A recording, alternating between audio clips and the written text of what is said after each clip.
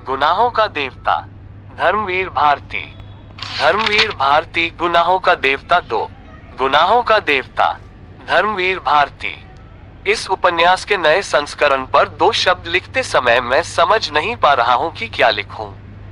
अधिक से अधिक मैं अपनी हार्दिक कृतज्ञता उन सभी पाठकों के प्रति व्यक्त कर सकता हूं जिन्होंने इसकी कलात्मक अपरिपक्वता के बावजूद इसको पसंद किया है। मेरे लिए इस उपन्यास का लिखना वैसा ही रहा है जैसा पीड़ा के क्षणों में पूरी आस्था से प्रार्थना करना, और इस समय भी मुझे ऐसा लग रहा है जैसे मैं वह प्रार्थना मन ही मन दोहरा रहा हूं, बस। धर्मवीर भारती। धर्मवीर भारती गुनाहों का देवता 3 भाग 1। अगर पुराने जमाने की नगर देवता की और ग्राम देवता की कल्पनाएं आज भी मान्य होती तो मैं कहता कि इलाहाबाद का नगर देवता जरूर कोई रोमांटिक कलाकार है। ऐसा लगता है कि इस शहर की बनावट, गठन, जिंदगी और रहन सहन में कोई बंधे बंधाए नियम नहीं, कहीं कोई कसाव नहीं, हर जगह एक स्वच्छंद खुलाव, एक बिखरी हुई सी अनियमितता। बनारस की गलियों से भी पतली गलियां और लखनऊ की सड़कों से चौड़ी सड़कें। यॉर्कशायर और ब्राइटन के उपनगरों का मुकाबला करने वाले सिविल लाइंस और दलदलों की गंदगी को मात करने वाले मोहल्ले, मौसम में भी कहीं कोई सम नहीं, कोई संतुलन नहीं। सुबह मलयजी, दोपहरे अंगारी तो शामें रेशमी। धरती ऐसी कि सहारा के रेगिस्तान की तरह बालू भी मिले, मालवा की तरह हरे भरे खेत भी मिले और ऊसर और परती की भी कमी नहीं। सचमुच लगता है कि प्रयाग का नगर देवता स्वर्ग कुंजों से निर्वासित कोई मनमौजी कलाकार है जिसके सृजन में हर रंग के डोरे हैं।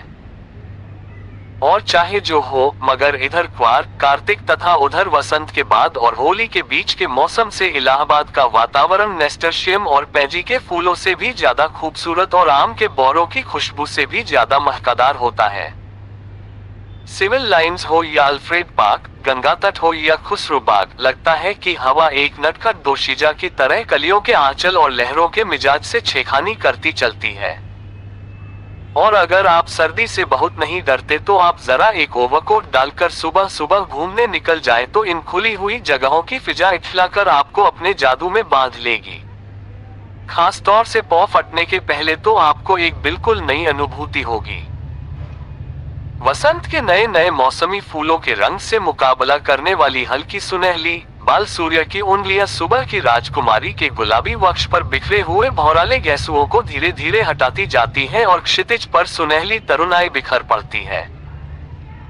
एक ऐसी ही खुशनुमा सुबह थी, और जिसकी कहानी मैं कहने जा रहा हूँ वह सुबह से भी ज्यादा मासूम युवक प्रभाती गाकर फूलों को जगाने वाले देवदूत की तरह अल्फ्रेड पार्क के लॉन पर फूलों की सरजमी के किनारे किनारे घूम रहा था।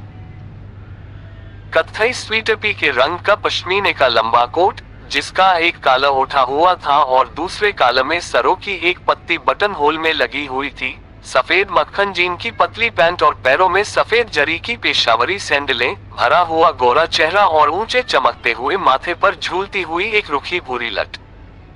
चलते चलते उसने एक रंग बिरंगा गुच्छा इकट्ठा कर लिया था और रह रहकर वह उसे सूंघ लेता था। पूरब के आसमान की गुलाबी पाखुरियां बिखरने लगी थी और सुनहले पराग की एक बौछार सुबह के ताजे फूलों पर बिछ रही थी। अरे सुबह हो गई, उसने चौंक कर कहा और पास की एक बेंच पर बैठ गया। सामने से एक माली आ रहा था। क्यों जी, लाइब्रेरी खुल गई? अभी नहीं बाबूजी, उसने जवाब दिया। वह फिर संतोष से बैठ गया और फूलों की पाखुरियां नोचकर नीचे फेंकने लगा। धर्मवीर भारती गुनाहों का देवता 4। जमीन पर बिछाने वाली सोने की चादर परतों पर परतें बिछाती जा रही थी और पेड़ों की छायाओं का रंग गहराने लगा था। उसकी बेंच के नीचे फूलों की चुनी हुई पत्तियां बिखरी थीं और अब उसके पास सिर्फ एक फूल बाकी रह गया था।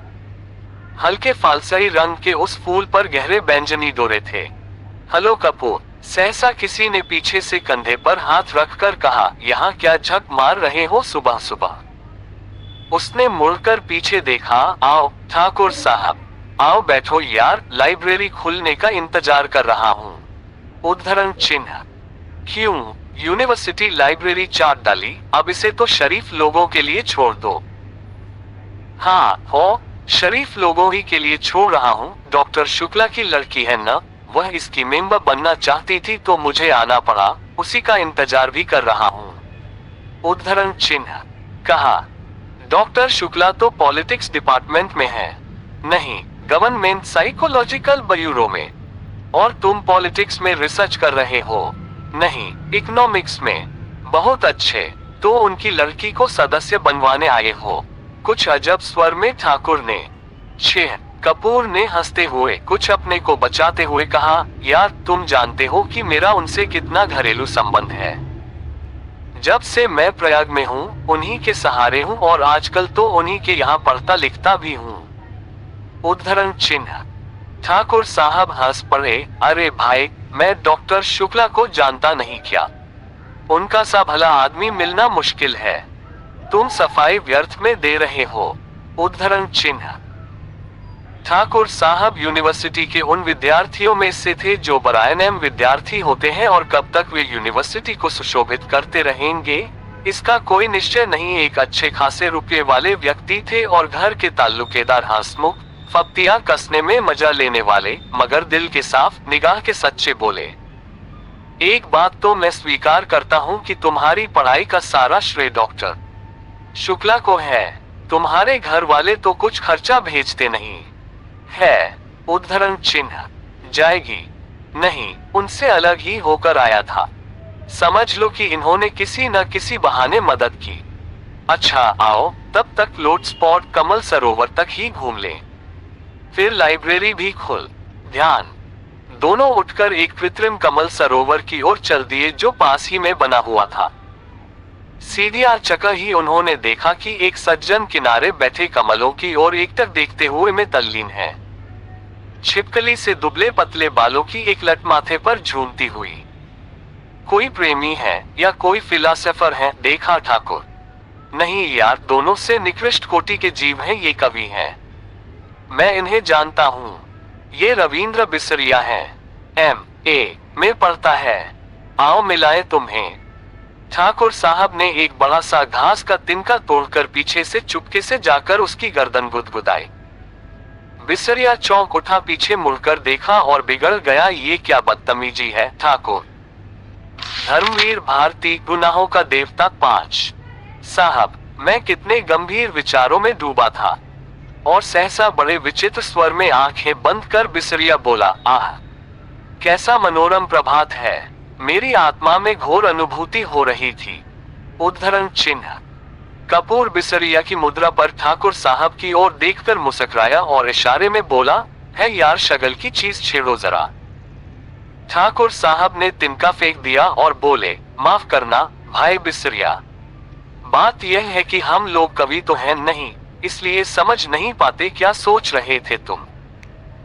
बिसरिया ने आंखें खोली और एक गहरी सांस लेकर बोला, मैं सोच रहा था कि आखिर प्रेम क्या होता है, क्यों होता है, कविता क्यों लिखी जाती है, फिर कविता के संग्रह उतने क्यों नहीं बिकते जितने उपन्यास या कहानी संग्रह। बात तो गंभीर है। कपूर बोला, जहां तक मैंने समझा और पढ़ा है, प्रेम एक तरह की बीमारी होती है, मानसिक बीमारी, जो मौसम बदलने के दिनों में होती है, मसलन कुआर, कार्तिक या फागुन चैत। उसका संबंध रीढ़ की हड्डी से होता है और कविता एक तरह का सन्निपात होता है। मेरा मतलब आप समझ रहे हैं। सिबरिया। सिबरिया नहीं, बिसरिया, ठाकुर साहब ने टोका। बिसरिया ने कुछ उजलत, कुछ परेशानी और कुछ गुस्से से उनकी ओर देखा और बोला, क्षमा कीजिएगा, आप या तो फ्रॉइडवादी हैं या प्रगतिवादी और आपके विचार सर्वदा विदेशी हैं। मैं इस तरह के विचारों से घृणा करता हूं। कपूर कुछ जवाब देने ही वाला था कि ठाकुर साहब बोले, अरे भाई, बेकार उलझ गए तुम लोग, पहले परिचय तो कर लो आपस में। ये हैं श्री चंद्र कुमार कपूर, विश्वविद्यालय में रिसर्च कर रहे हैं, और आप हैं श्री रविंद्र बिसरिया, इस वर्ष MA में बैठ रहे हैं। बहुत अच्छे कवि हैं। उद्धरण चिन्ह। कपूर ने हाथ मिलाया और फिर गंभीरता से बोला, क्यों साहब, आपको दुनिया में और कोई काम नहीं रहा जो आप कविता करते हैं। बिसरिया ने ठाकुर साहब की ओर देखा और बोला, ठाकुर साहब, यह मेरा अपमान है, मैं इस तरह के सवालों का आदी नहीं हूँ। और उठ खड़ा हुआ। अरे बैठो बैठो, ठाकुर साहब ने हाथ खींचकर बिठा लिया। देखो कपूर का मतलब तुम समझे नहीं। उसका कहना यह है कि तुम में इतनी प्रतिभा है कि लोग तुम्हारी प्रतिभा का आदर करना नहीं जानते। इसलिए उन्होंने सहानुभूति में तुमसे कहा कि तुम और कोई काम क्यों नहीं करते। वरना कपूर साहब तुम्हारी कविता के बहुत शौकीन हैं। मुझसे बराबर तारीफ करते हैं। उद्धरण चिन्ह। बिसरिया पिघल गया और बोला, क्षमा कीजिएगा, मैंने गलत समझा। अब मेरा कविता संग्रह छप रहा है, मैं आपको अवश्य भेंट करूंगा। और फिर बिसरिया ठाकुर साहब की ओर मुड़कर बोला, अब लोग मेरी कविताओं की इतनी मांग करते हैं कि मैं परेशान हो गया हूं। अभी कल त्रिवेणी के संपादक मिले, कहने लगे अपना चित्र दे दो। मैंने कहा कि कोई चित्र नहीं है तो पीछे पड़ गए। आखिरकार मैंने आइडेंटिटी कार्ड उठाकर दे दिया। वाह, कपूर बोला, मान गए आपको हम। तो आप राष्ट्रीय कविताएं लिखते हैं या प्रेम की? जब जैसा अवसर हो। ठाकुर साहब ने जड़ दिया, वैसे तो यह वारफ्रंट का कवि सम्मेलन, शराबबंदी कॉन्फ्रेंस का कवि सम्मेलन, शादी ब्याह का कवि सम्मेलन, साहित्य सम्मेलन का कवि सम्मेलन सभी जगह बुलाए जाते हैं। बड़ा यश है इनका। बिसरिया ने प्रशंसा से मुग्ध होकर देखा, मगर फिर एक गर्व का भाव मुंह पर लाकर गंभीर हो गया। धर्मवीर भारती, गुनाहों का देवता 6। कपूर थोड़ी देर चुप रहा, फिर बोला, तो कुछ हम लोगों को भी सुनाए ना। अभी तो मूड नहीं है, बिसरिया बोला। ठाकुर साहब बिसरिया को पिछले 5 सालों से जानते थे। वे अच्छी तरह जानते थे कि बिसरिया किस समय और कैसे कविता सुनाता है। अतः बोले, ऐसे नहीं कपूर, आज शाम को आओ, जरा गंगाजी चले, कुछ बोटिंग रहे, कुछ खाना पीना रहे, तब कविता भी सुनना। गया। कपूर को बोटिंग का बेहद शौक था। फौरन राजी हो गया और शाम का विस्तृत कार्यक्रम बन। इतने में एक कार उधर से लाइब्रेरी की ओर गुजरी। कपूर ने देखा और बोला, अच्छा ठाकुर साहब, मुझे तो इजाजत दीजिए, अब चलूं लाइब्रेरी में। वो लोग आ गए। आप कहाँ चल रहे हैं? मैं जरा जिमखाने की ओर जा रहा हूँ। अच्छा भाई, तो शाम को पक्की रही? बिल्कुल पक्की, कपूर बोला और चल दिया। लाइब्रेरी के पोर्टिको में कार रुकी थी और उसके अंदर ही डॉक्टर साहब की लड़की बैठी थी। क्यों सुधा, अंदर क्यों बैठी हो? तुम्हें ही देख रही थी चंदर। और वह उतर आई, दुबली पतली। बंडल ले लिया और कुछ सोचता हुआ बोला और चल दिया। लाइब्रेरी के पोर्टिको में कार रुकी थी और उसके अंदर ही डॉक्टर साहब की लड़की बैठी थी। क्यों सुधा, अंदर क्यों बैठी हो? तुम्हें ही देख रही थी चंदर। और वह उतर आई, दुबली पतली, नाटी सी, साधारण सी लड़की, बहुत सुंदर नहीं, केवल सुंदर, लेकिन बातचीत में बहुत दुलारी। चलो अंदर चलो, चंदर ने कहा। वह आगे बढ़ी, फिर ठिठक गई और बोली, चंदर, एक आदमी को 4 किताबें मिलती हैं। हाँ, क्यों? तो उसने बड़े भोलेपन से मुस्कुराते हुए कहा, तो तुम अपने नाम से मेंबर बन जाओ और 2 किताबें हमें दे दिया करना, बस, ज्यादा का हम क्या करेंगे। नहीं, चंदर हंसा, तुम्हारा तो दिमाग खराब है। खुद क्यों नहीं बनती मेंबर?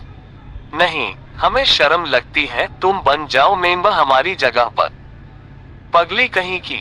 चंदर ने उसका कंधा पकड़कर आगे ले चलते हुए कहा, वाह रे शर्म, अभी कल ब्याह होगा तो कहना हमारी जगह तुम बैठ जाओ। चंदर कॉलेज में पहुंच गई लड़की, अभी शर्म नहीं छूटी इसकी, चल अंदर। और वह हिचकती, ठिठकती, झिपती और मुड़-मुड़कर चंदर की ओर रूठी हुई निगाहों से देखती हुई अंदर चली गई। थोड़ी देर बाद सुधा 4 किताबें लादे हुए निकली। कपूर ने कहा, लाओ मैं ले लूं। तो बॉस की पतली टहनी की तरह लहराकर बोली, सदस्य मैं हूं, तुम्हें क्यों दूं किताबें? और जाकर कार के अंदर किताबें पटक दी। फिर बोली, आओ बैठो चंदर, मैं अब घर जाऊंगा। उद्धरण चिन्ह। ये देखो। और उसने भीतर से कागजों का एक बंडल निकाला और बोली, देखो, यह पापा ने तुम्हारे लिए दिया है। लखनऊ में कॉन्फ्रेंस है न, वहीं पढ़ने के लिए यह निबंध लिखा है उन्होंने। शाम तक ये टाइप हो जाना चाहिए। जहां संख्याएं हैं वहां खुद आपको बैठकर बोलना होगा। और पापा सुबह ही कहीं गए हैं। समझे जनाब, उसने बिल्कुल अल्हड़ बच्चों की तरह गर्दन हिलाकर शोक स्वरों में कहा। कपूर ने बंडल ले लिया और कुछ सोचता हुआ बोला, लेकिन डॉक्टर साहब का हस्तलेख इतने पृष्ठ शाम तक कौन टाइप कर देगा।